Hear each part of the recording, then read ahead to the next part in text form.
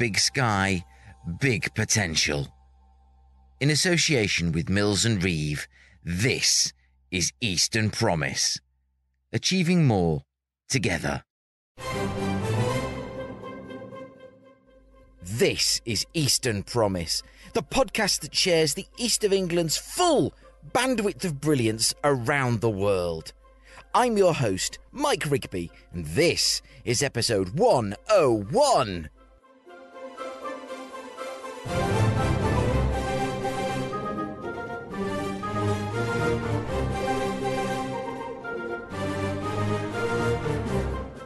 The Rising Network aims to help women realise their full potential, and I'll be talking to founder Lily Cheng, as well as previewing this September's Rising Festival, alongside two of the event's moderators, Mary Hockaday and Professor Dame Carol Black. Speaking of events, Cambridge Wide Open Day returned this week for Season 2. We'll be talking to the Busy Bee businesses exhibiting at Botanic House to find out more. So join us as we look forward to the Rising Festival and back at Cambridge Wide Open Day on this week's episode of Eastern Promise.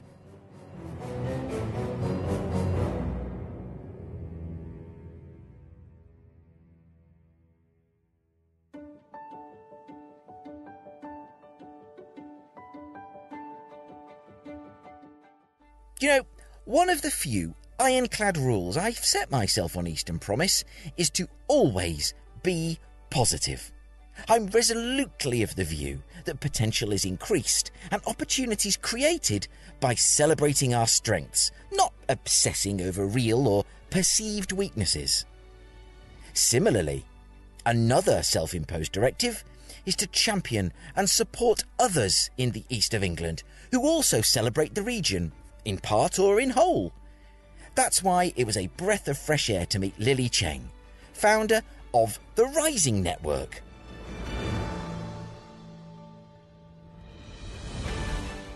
Back in 2012, or 4 Prime Ministers ago, if you're counting, Lily longed for a space where she could connect with women facing similar challenges, share stories and celebrate growth.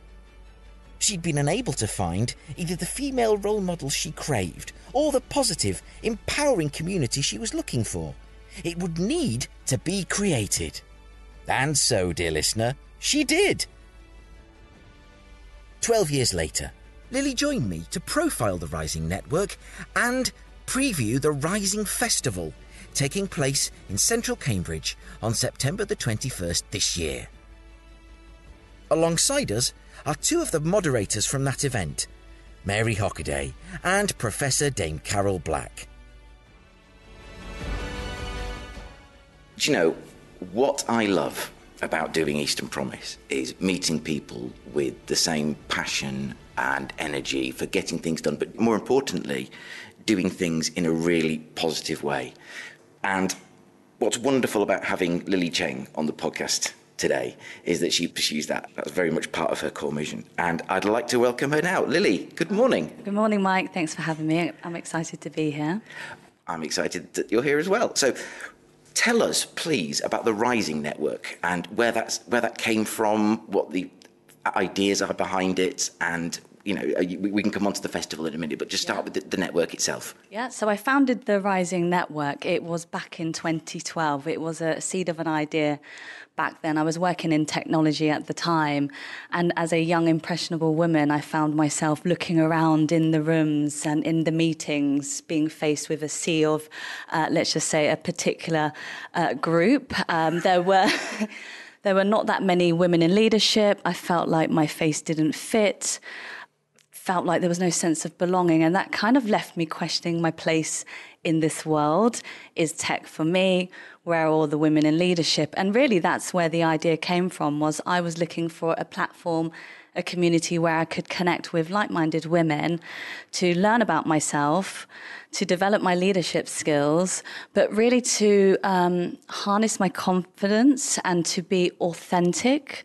I found that I was mimicking a lot of masculine traits back then when I was young and impressionable, and I really wanted to understand not just kind of what drives me, but what does being an authentic leader, an authentic Lily mean to me? And that's how it was born. I created the Rising Network in 2013 as an informal network for women with a mission centered around empowering individuals to realize their potential and to address the gender gap. You know, particularly for me, I was working in tech at the time, and I wanted to understand, why was this happening? What were the systemic barriers?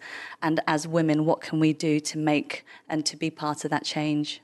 So just tell us about how the network operates. It's over 10 years now. So I ran the Rising Network alongside my full-time role whilst I was working in technology. And it was pretty much a promise to myself to keep fueling my personal development.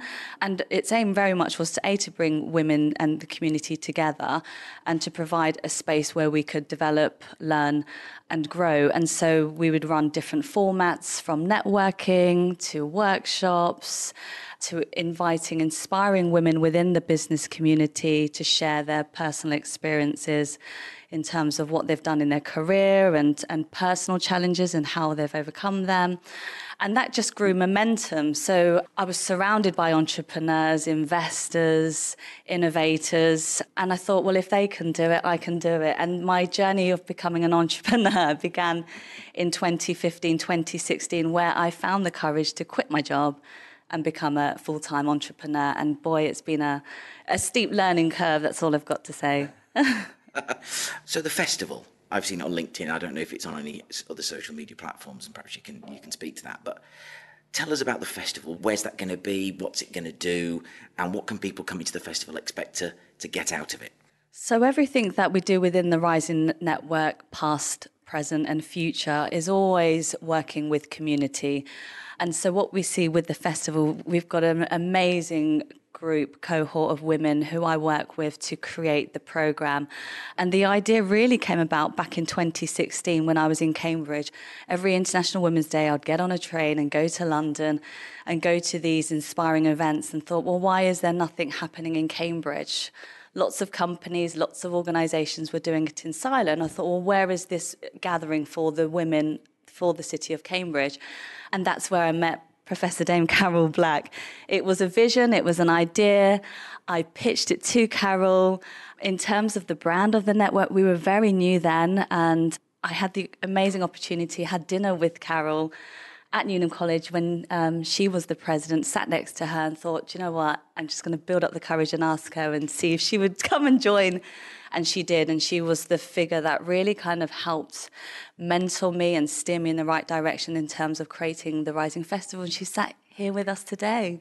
Lily, you stole there and she's here today, but fair play for doing that.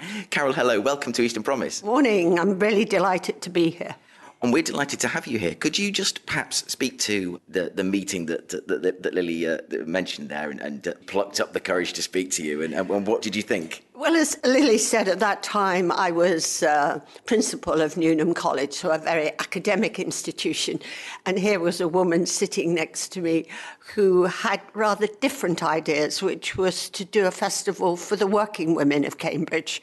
So not a student festival, not one that spoke to the academic community. And that really appealed to me because it's so easy in a place like Cambridge to be overwhelmed by, 31 colleges, it may be more now. And therefore, the women who go to work every day and are not part of that academic scene, this festival is for them.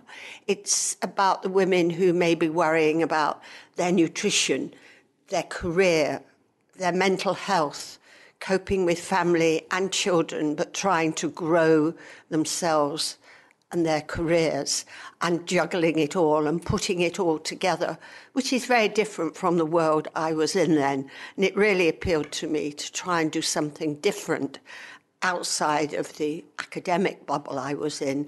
And I really, really enjoyed being part of it. And there's a fantastic buzz at this festival.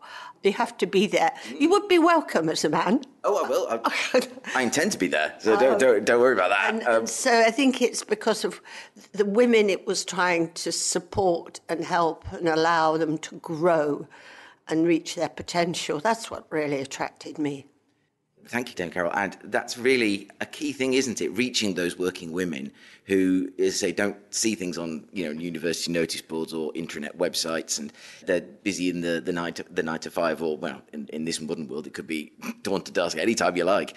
So what was it that spoke to you about that? Was it simply that feeling of sort of exclusion from what was already happening? I think I put myself in that category. I'm British-born Chinese. I come from an immigrant family. My parents immigrated here in the 80s, post-Vietnam War. So I saw a lot of challenges and hurdles from a personal perspective with my parents coming to Cambridge and being born and raised here and going to school in the 80s and 90s. I experienced a lot of discrimination and racism growing up, and again, I felt like I've kind of drifted along in this world, trying to find that place where I belong. And so with the festival, with the Rising Network, it's very much driven by my personal lived experience in terms of creating an inclusive community where we are all heard, all of our experiences and our backstories are nurtured and celebrated. And that's the magic that you'll see at the festival. It's really hard to describe the magic, but the energy and the vibrancy and the diversity of the different people in the room is what makes the Rising Festival a transformative experience. Well, that seems like an excellent point to bring in one of your other panellists who's with us today. It's Mary Hockaday. Mary, welcome to Eastern Promise. Thank you. Perhaps could you just sort of reflect on what you've heard from Lily and from Carol for me, please? So I've only joined the Rising Network this last year, and I'm really delighted to do so. Invited to help join the advisory group and then be part of chairing panels and be part of the festival itself. And really, I was thrilled to do so for a couple of reasons. One, actually, as Carol has said, I'm master of a college, Trinity Hall, but actually Cambridge is really so much more than the colleges, and we all know that it has a big science and tech business side, entrepreneurial side to it as well, with big companies here and lots of people, men, but also lots of women working in that sector. And of course, all the businesses and jobs and companies and ways of working that you would expect in a city of this size. And like Carol, it's actually a real pleasure for me to do something that spans the city as a whole, not just the university. I came to be head of a college from a career, not as an academic, a career working largely at the BBC.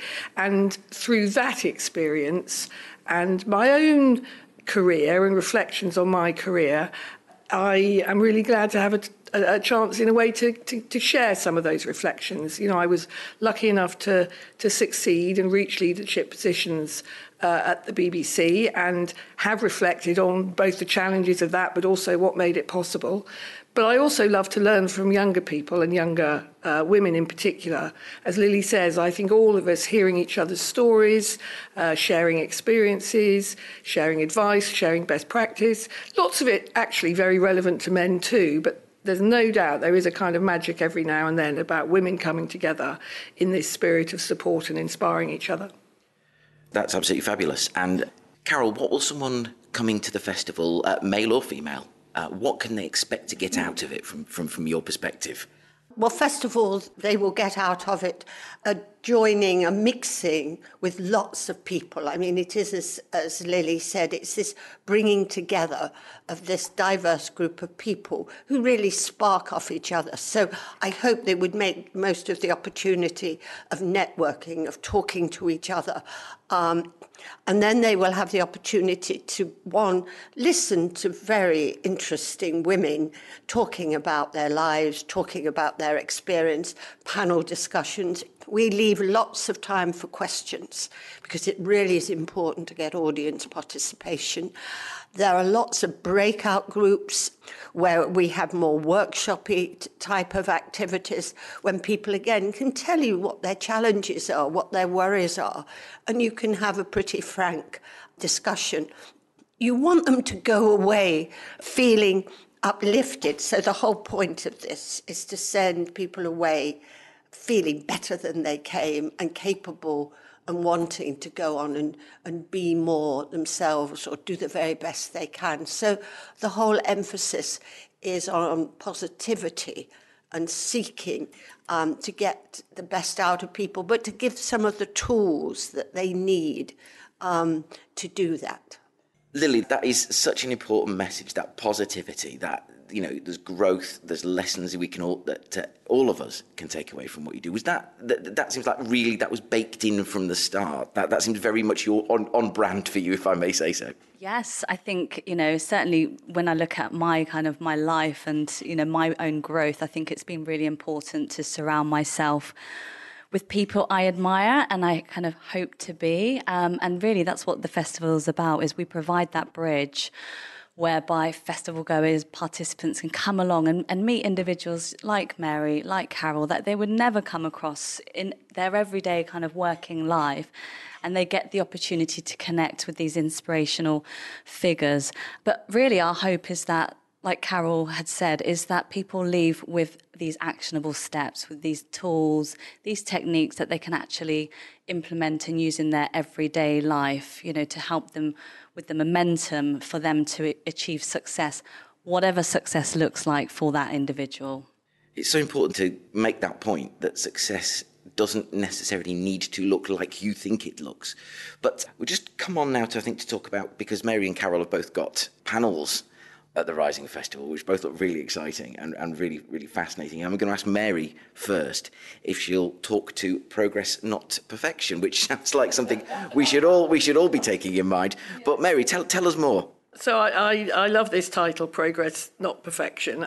And I'm going to be joined in the panel by a wonderful consultant gynecologist, Dr. Shreya Tiwari, and then also Laura Wright, who's a real expert in AI and technology from TTP. And we'll probably grow the panel a little, but we know that Laura and Shreya will be there. And, you know, this is a group of women who are thriving and are doing really well and have succeeded. And I think actually, just by the way, it is worth saying that if I reflect back on my career and the years that I've been in the world of work, it is a joy to me to see now actually how many women do have great jobs, are getting into tech and STEM as well as all the other sectors, and are reaching leadership positions. You know, there's further to go for sure, but, you know, we are kind of on the way. But the idea of the panel and Progress Not Perfection is really to say, look, let's step back. We know that women, especially earlier on at school, sometimes in their early careers, have a sense that if they're going to get on, everything's got to be absolutely perfect. We all have a slight sort of perfectionist streak. And of course, it's important to do your job well. It's important to understand the needs of the business or you know, setup that you're part of and make sure that you're really contributing. But that doesn't mean everything has to be absolutely perfect. And that sometimes a search for perfection can hold us back. I took a wonderful notion from actually a kind of post-war approach to thinking about child rearing and motherhood and the notion of the good enough mother rather than the perfect mother. And I've taken this phrase good enough and I just apply it to everything. It's like, is my hair good enough? Is the food on the table for the kids good enough? Have I done a good enough job today? You know, am I a good enough friend? And I have found that very helpful and liberating because it allows you to share your energies across your work life, but also your family life, if you have family, or your friends, or indeed for yourself. And it just reminds us that making progress, especially often in a fast-moving world of work, it's about doing a good thing today so you can build on it tomorrow or next week or next month or next year, and that way we all move forward. Not everything has to be perfect. That's such an important lesson, because I think last week I was still trying to mix last week's edition of the podcast at like 2:00 in the morning and thinking, I cannot stand the intro. It's about 26 words long. No, 38 words long. And there's a tiny bit where I don't like how it sounds. Should I reassemble my home studio and re-record at 2:00 in the morning? And it was painful to say, it'll do. Most people probably won't even notice. Mike, I hope you don't mind my saying, but I worked in radio. Radio's listened to and then everybody moves on. People used to say about newspapers, today's newspaper is tomorrow's fish and chip paper. It will have been fine. That's very kind of you to say so. So I think what you said is magnificent, and so many people will take a lot from that. And just my reflection on what you said was, I did an event in February called about the food science sector in Norwich and how to sort of raise that up and transform it into a supercluster. And I looked down the list of invitees and guests, and the number of professors and doctors from sort of science and research, and the vast majority were women. And there were men with doctors and professors, but the vast majority were women. And I felt that was inspiring. But you just wonder for the people who are don't get the letters in front of their name, but are still doing really vital work and perhaps don't get noticed in the same way. Yeah, no, I think that's right. And I think one of the wonderful things about this festival is it's for people at all stages, working in all sorts of ways, and that might be full-time, that might be part-time, it might be doing something, quite individual, it might be part of a team, might be working from home, might be in an office. It's just about whatever stage you're at, to come together and have a chance, as Carol has said so eloquently, to be with lots of other great people, great women in particular, to just have some fun, but also a chance to gain energy from others, contribute yourselves perhaps, and take away one or two things that will just, help you on your way. That's fantastic. That sounds like a brilliant point to bring in Carol to talk about your panel, which is Inspiring Inclusion, Women's Work, Tomorrow's World. So could you give us a bit of a preview about what that's about? Mike, very happy to do that. We're going to look at the world of work and what's it like today. I don't need to tell you, but let's say 20 years ago, we all got up, washed ourselves, put on our suits if we were men, went off to work 9 to 5, got the train back home. It was very formulaic, and it was really pretty male looking at that time. What we're going to look at is the different ways that you can work and what has happened to the world of work. Of course, COVID has pushed us along that journey much faster than we were going. So we're going to take 3 really, really interesting women. Firstly, Alison Hawke. Alison is an entrepreneur, also a broadcaster, but has been brave enough when women weren't entrepreneurs to go into the world of entrepreneurship and to have really encouraged other women to have the courage to do this and to strike out. And she's also a very interesting woman who took her own life in hand. I'm sure Alison wouldn't mind me saying that she had a problem with her weight, and she was always battling it. She's a woman who's now faced that problem. She's climbed up to the base of Everest and is now really happy in her own skin. So her battles were not just her career and really finding out what she wanted to do in her career. She also had battles, if you like, with her own image and really becoming the person she wanted to be herself in her own physical state. So she's a fascinating woman. My next panelist is a delightful woman, a younger woman called Jazz Ray, who was in the private sector in HR and then came to work at the British Library, where I'm fortunate enough to chair the board. And she came as our head of people. A big shock to Jazz to come from the private sector into what is essentially a very public sector organisation where we follow quite strictly the rules, for example, of the civil service. And here she was having to adapt to this very different world. And as she said, the whole world of the library was so new to her. But the way she really just got on with the job and has made a fantastic change.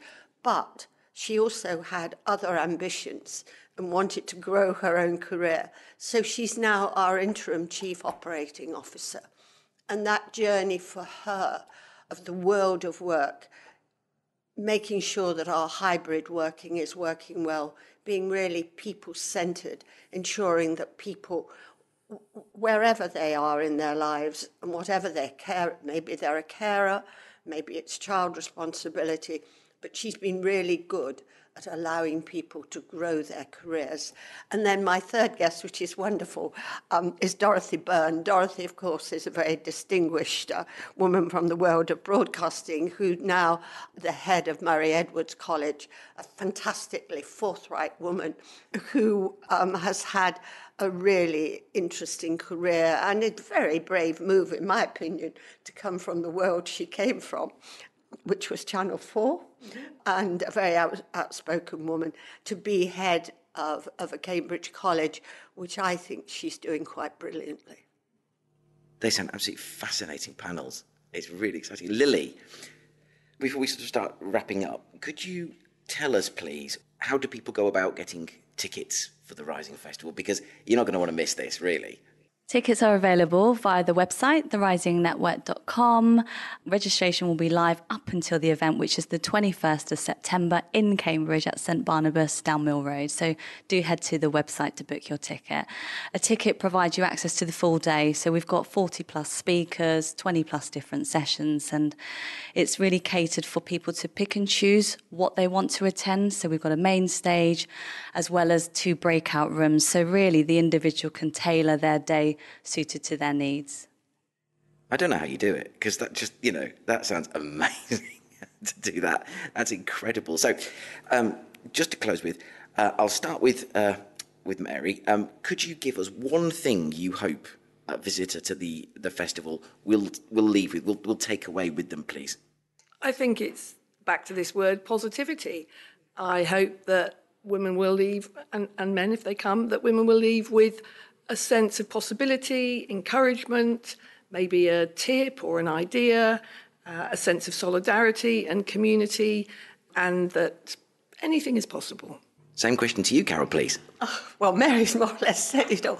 But it's that feeling that they will go away motivated, perhaps in the next week for me, to just do one thing that either adds to their present life or perhaps they change something, but they've gone away thinking, I can make small steps, because as Mary said earlier, we don't have to be perfect.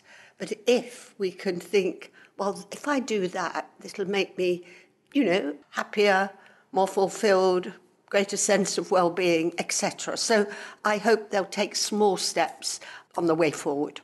Same question to you, Lily, to end. Well, the Rising Festival is the place to be to receive inspiration and growth. So, my aim really is that people come along and build those wonderful connections with women that are in the city, and to walk away with those actionable steps that they can take to improve a particular aspect of their life. And we forgot to mention that well-being and self-care really is the backbone of the festival. So we talk about women in leadership here. However, our belief is that we provide women with the tools to improve their kind of mental health and well-being, and I'm hoping that you can come not just to develop yourself as an authentic leader, but you can walk away feeling whole and well and happy. And you have no doubt whatsoever that you will leave with those things. Lily, Carol, Mary, thank you so much for being on Eastern Promise today. I'm really looking forward to the festival now, and there's going to be so much for people to take away from that. Thank you. Thank you to Lily, Mary and Dame Carol for that fascinating discussion. And we only just scratched the surface. Eastern Promise is proud to be supporting the Rising Festival. And to find out more about both the Rising Network and the upcoming Rising Festival, go to therisingnetwork.com. There, see? Nice and easy. The Rising Network, all one word, therisingnetwork.com.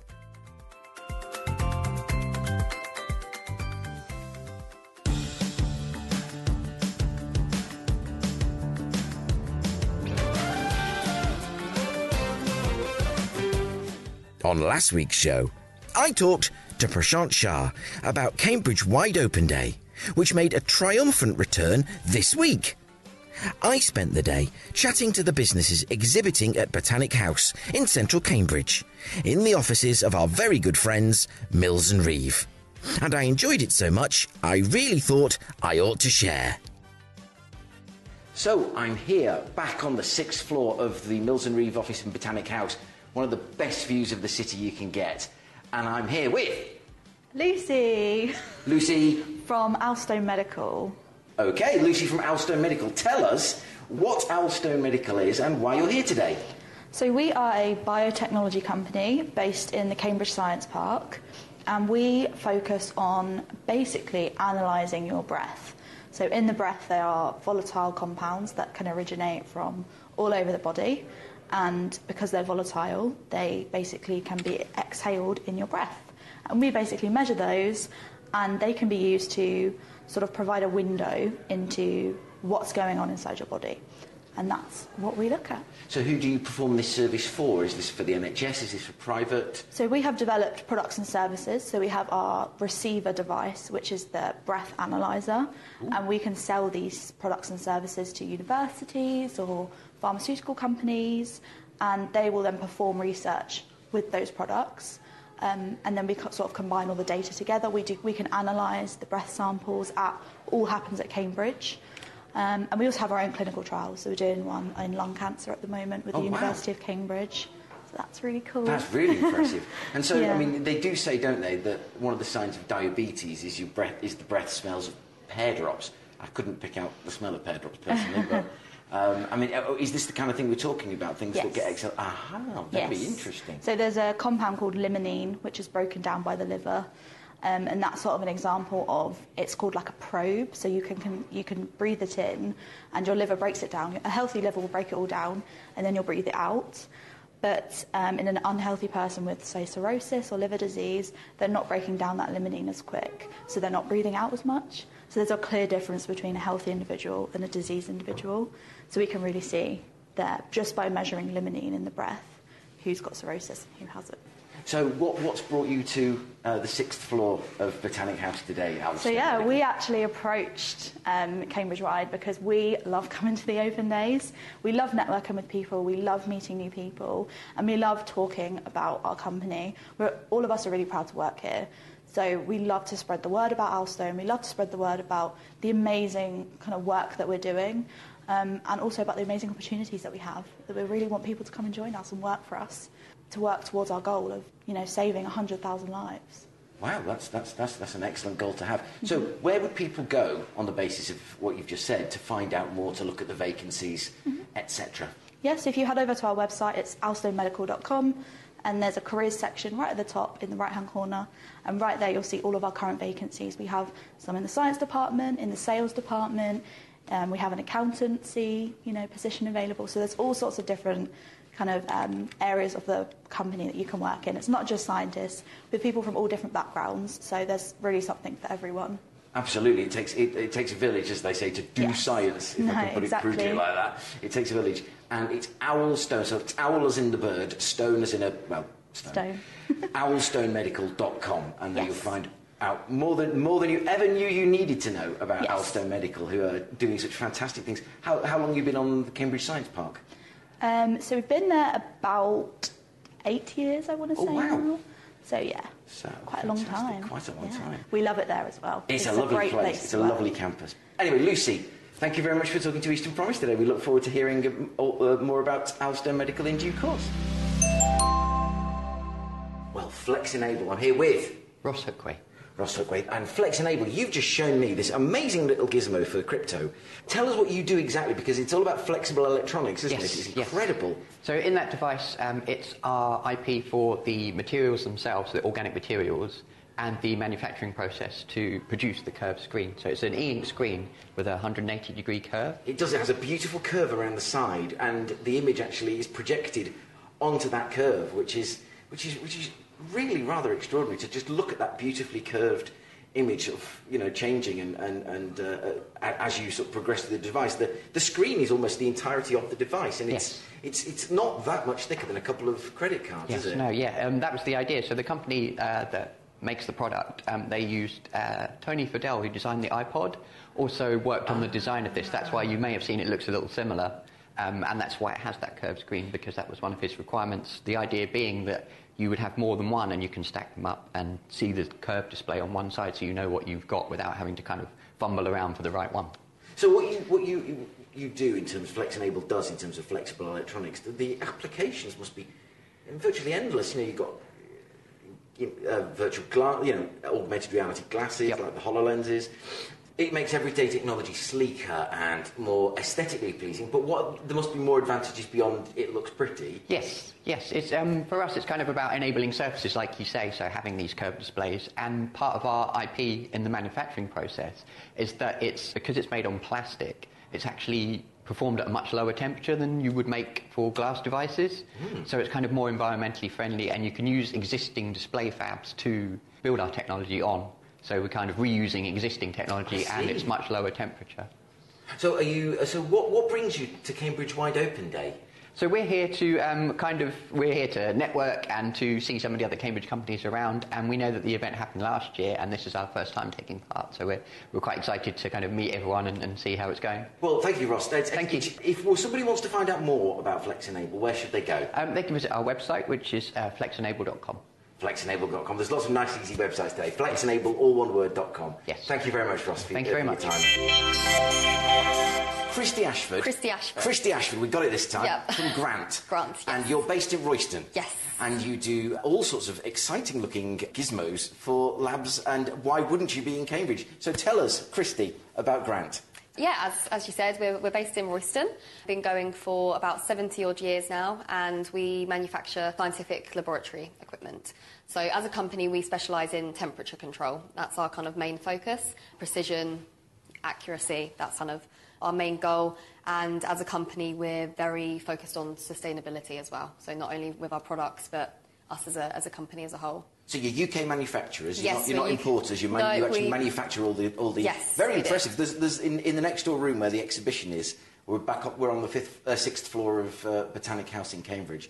Very impressive looking gadgets and gizmos on your table, plus a whole load more in the catalogues in front of you, and it's lots of things like temperature baths and why wouldn't you be in Cambridge? This seems like the first place you'd come. Yeah, exactly. We've got hundreds of opportunities right on our doorstep, not only within Cambridge, but obviously, great location in terms of London and Oxford as well. But regardless of that, Cambridge itself, we've got absolutely endless opportunities right on our doorstep.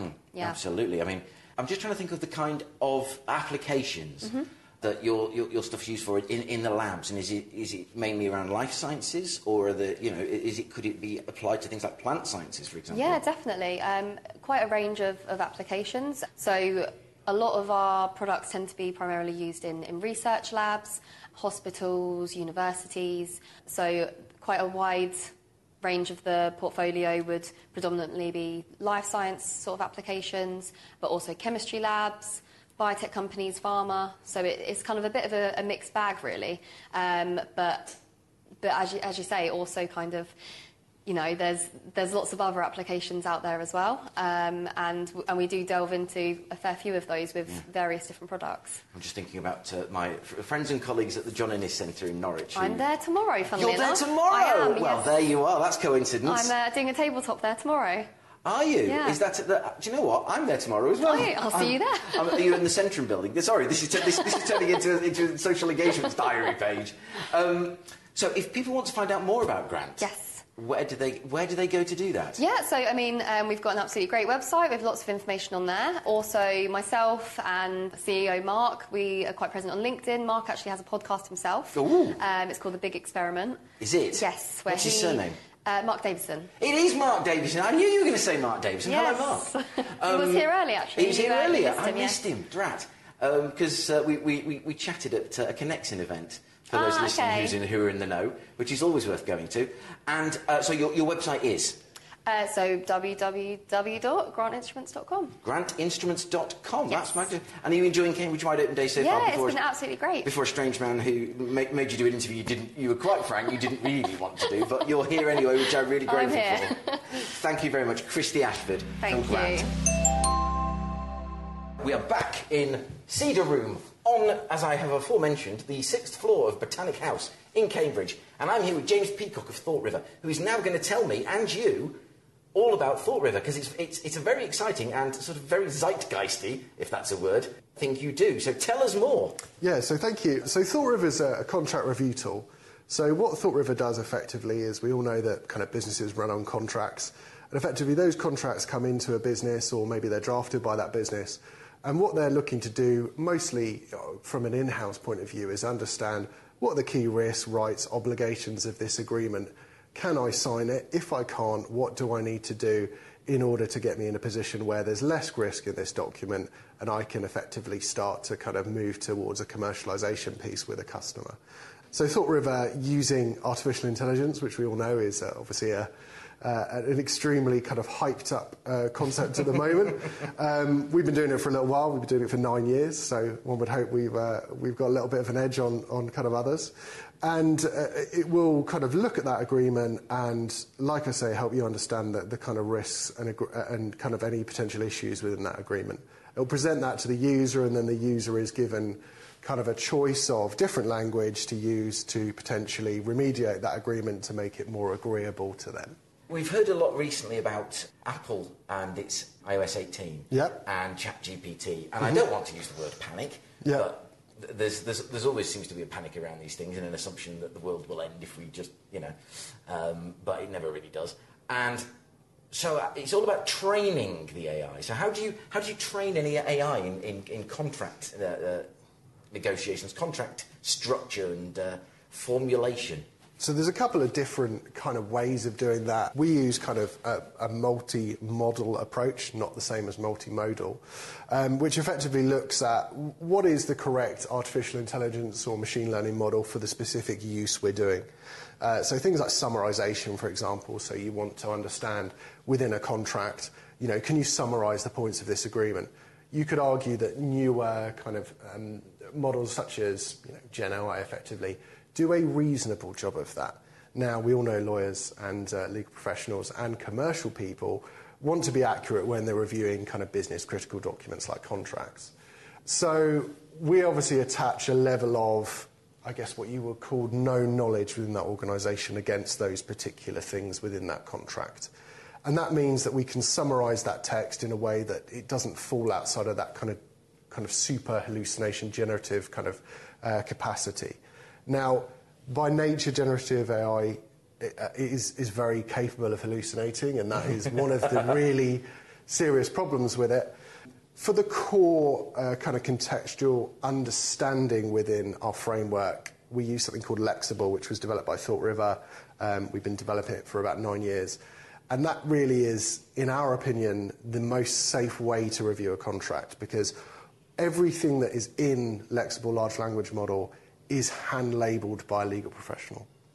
So that means that it's a lot of work, it's quite expensive work, but that means that we feel that the model is extremely accurate and has an understanding of what legal language looks like. It doesn't have an understanding of the law, that's really important, but we'll come back to that. And that means that we are able to predict very, very accurately what is and isn't a risk or a potential provision that you wouldn't want in a contract.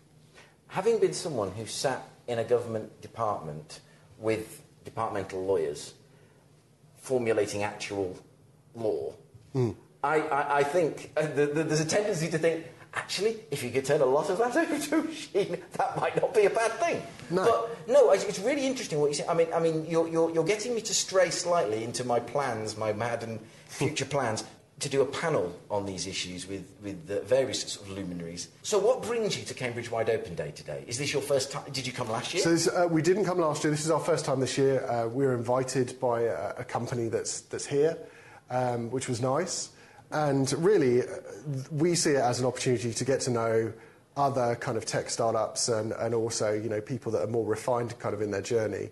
And really, I think it's a day of appreciation in some ways, helps us realise how lucky we are to have such innovation on the doorstep. And, when I look at some of the healthcare companies and some of the pharma companies around me, I think we are extremely lucky to be here in Cambridge, where there's some fantastic work going on that actually is, advancing, the course of humanity as well. That's an absolutely fantastic way of putting it. Are you planning to go over to the Hoxton House party later? I'd love to. Unfortunately, I have a prior engagement, but it's very upsetting that I won't be there. I know. I'm not going either, and I'm gutted about that, but I have to, unfortunately, head home. That's my prior engagement. But James Peacock, if people want to find out more about Thought River, where should they go? So, easiest thing is to go on our website. So it's thoughtriver.com, nice and easy. Alternatively, we do a lot of thought leadership and kind of more kind of in-depth information around kind of what we do. And that's normally pushed out via LinkedIn, so that's always a good place to kind of get to know us as well. And we're all very friendly people, so I mean, if you've got I can confirm this. This is confirmable. I can confirm that James Peacock is very friendly, and the rest of his team, I'm very willing to take his word on that, who are also very friendly. James, it's a pleasure to have you on Eastern Promise. Enjoy the rest of the day. I shall let you return to your stand. Thanks so much. Sphere Fluidics, Life Science Company of the Year 2024 in the Cambridge Independent Science and Technology Awards, and I'm here with Dahlia from the aforementioned Sphere Fluidics. Dahlia, welcome to Eastern Promise. Welcome to Cambridge Wide Open Day here in Botanic House. Tell me more about Sphere Fluidics and how you won this fantastic award. Thank you very much. Thank you for the introduction and for the enthusiasm. So we are a life science company based in Granta Park, so not far away from here, so really in the heart of Cambridgeshire. Our mission is to find, analyze and isolate the most valuable cells with ease and speed. And with our really advanced droplet microfluidic technology, we help companies to select the best cells they can. So that's in a nutshell what we do. But also for me, I work in a human resources department. So for me, it's not just what we do, but who we are as a company and what culture we represent. So we've been on an amazing journey of a scale-up in the last couple of years, especially following our funding grant. We doubled our headcount. So we went from small company of few people to 75 people at the moment.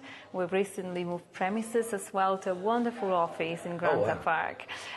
So yeah, we're growing, we're expanding, and we're actually planning to expand even more in the next 2 years. So watch the space, because we're in a very exciting field. So what are the applications, if you can tell me that, for what Sphere do?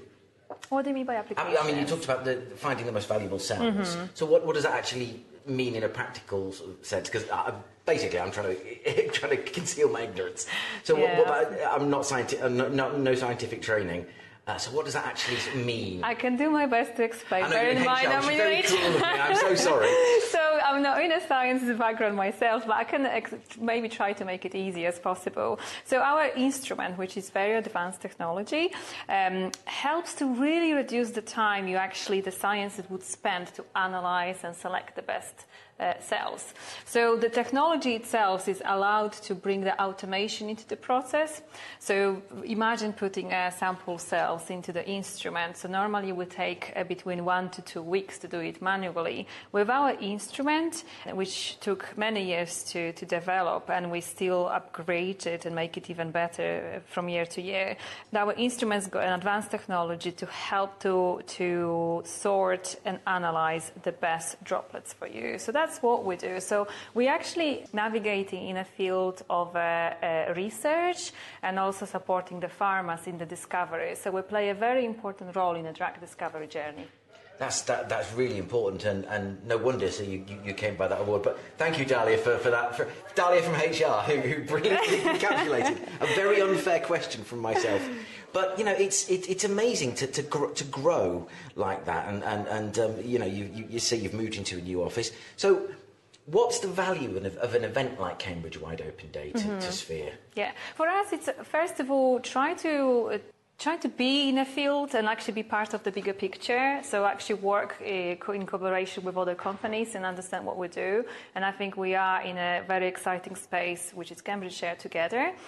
For us, it's also, we're considerably small company still. So it's also about actually bringing more awareness to Sphere. And also we're trying to showcase we've got great technology, we've got great product, but also we've got great culture. And hopefully that will attract valuable talent to our offices. As I said, we were on a journey to expand even further. So yeah, I think that's in a nutshell. I would say it's great to have the opportunity to interact with other people, with other businesses, and really bring our name to the industry. I think one of the wonderful things, the things I enjoy most about coming to Cambridge and talking to businesses like Sphere in Cambridge, is how collaboration comes as standard, if you like. It's in Cambridge's nature to find people with whom to collaborate. And I think people from the outside tend to think it's not like that, but it is. I've never had a conversation where people have not gone looking for those collaborative partnerships to better what they do, to further what they do, to get it to a wider audience, and to share, not in a ridiculously open way, but to share those opportunities and to see potential in every discussion. And, you know, you've just encapsulated that brilliantly. Dalia, thank you very much for just giving us that brief preview of Sphere Fluidics. Thank you so much. I'm very glad to be here. Thank you. We are actually in the room with Speechmatics. I'm here with Katerina of Speechmatics. Hello. Hello. So tell us, what is Speechmatics, what is this doing, and what is it for? Yes, thank you very much, Mike. So what you're seeing here on the screen in our demo is a real-time transcription of your voice. This is Speechmatics' own technology, and this is the English language model. Currently, we offer 50 languages and counting, so you can get your voice or even audio recorded transcribed in 50 languages in real time, and if you wish, you can also translate in real time.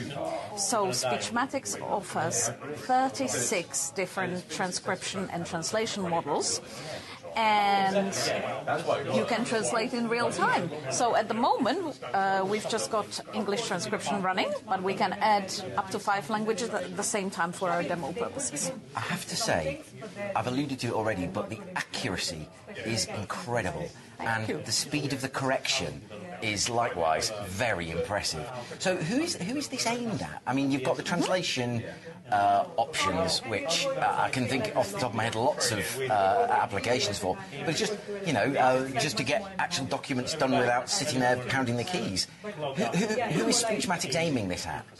Yes, definitely. So, all in all, anyone who needs to have their voice transcribed or audio, but who we are selling to the most are broadcasters, radio stations, podcasts, so that's the media sector. Also, companies who provide media monitoring services, so companies want to know what's been said about them in online and in TV and radio, so they use us. That's the media section. And then contact centers, so call centers, a big segment for us, because you need conversations on the phone transcribed between an agent and a customer. And last one is EdTech. So imagine companies like Udemy, universities, they run sessions in real time or recorded, and for students and teachers, this is really useful. I'm just looking at this and thinking, for my own benefit, because I would love to offer transcripts of, we've just done 100 podcasts, we just tipped over 100 podcasts, and I'd love to offer transcripts, but the system I use to make transcripts is obviously full of errors, and I simply don't have the time to go back and correct all those errors and then, you know, come up with a portal and offer those to people. So this kind of thing would be exceptionally useful to me and to the listeners, who can go back and I just can't believe the accuracy. It's amazing. Yes. So, and at the moment you're looking at about 3-second accuracy in real time. So typically, if you come to our portal where you can try the transcription for free, you'll see a 2-second latency. But companies in the contact center space, they might need the transcription to be even faster, so we can go to below 1 second. Can you imagine in latency? Yes, that is amazing. Yes, oh my goodness me. That's typically used for voice bots where they need the transcription in milliseconds. So 300 to 700 milliseconds, and that's, I can't even imagine myself how quick that is, but it is. Oh wow. So how do people go, where do people go to find out more about Speechmatics? Yes, definitely. So you can go to our website, which is speechmatics.com, and you'll see what you're seeing here in real time. So you've got BBC World Service and other broadcasters. You can click and run the actual broadcast in real time, and you'll see the transcription and also translation into several languages, so Spanish, French, and so on. So that's the first thing that you'll see on the website. Oh, wow. But you can also click on Try Free. There's a button at the top right-hand corner, and that takes you to our portal. So anyone can sign up with an email, and you get some free allocation in order to try it, whether it's real-time or upload recorded files. So we've got podcasts like the Mark Davison of Grant has his own podcast. We've got the Blooming Late Scientists podcast.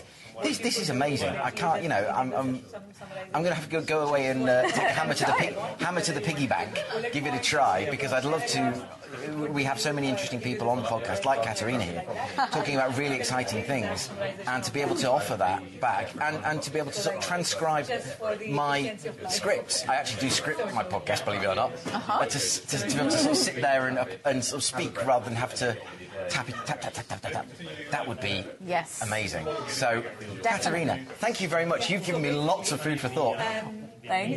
What's brought you to Cambridge Wide Open Day? I mean, I think I know, but tell me anyway. Yes, so we are actually based in Cambridge. So we've started, or our founder, actually, Tony Robinson, started with speech-to-text as a pioneer of this technology back in 2006. And so Cambridge is our home. We've got headquarters in Cambridge, also now expanded to London and to Dubai and to New York and so on. Oh, incredible. Yes, so we are here to network and meet companies and then just exchange ideas and then show them what's out there, what's possible with Speechmatics as well. My thanks to Christine Joyce and all the Mills and Reeve family for the warm welcome, and to the exciting businesses with whom I spoke. Plans have been laid, business cards exchanged, and exciting things remain afoot. Let me again pay tribute to Prashant and Sunil Shah and all the team at Houxton Mill for Quad, as it's known. This year was a quantum leap on 2023, and I can only imagine what they'll cook up for 2025.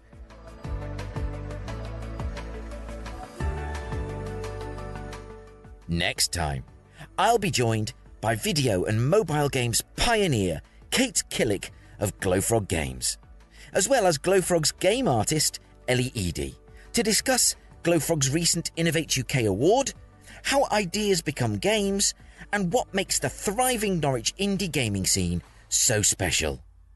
That's all to come in but 7 short days. Until then, bye for now.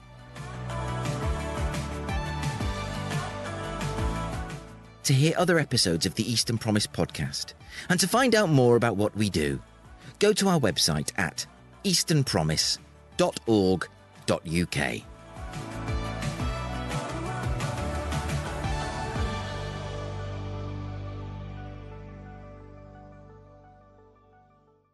Eastern Promise is a Priors Croft production in association with Mills and Reeve, achieving more together.